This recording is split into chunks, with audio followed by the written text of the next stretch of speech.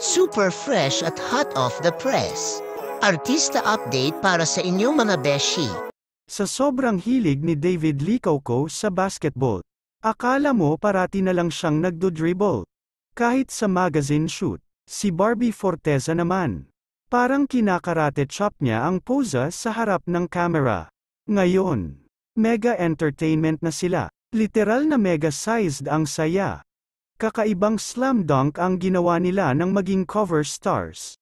Diretso Hong Kong agad para sa unang magazine adventure nila. Sana hindi sila na travel foul sa airport customs.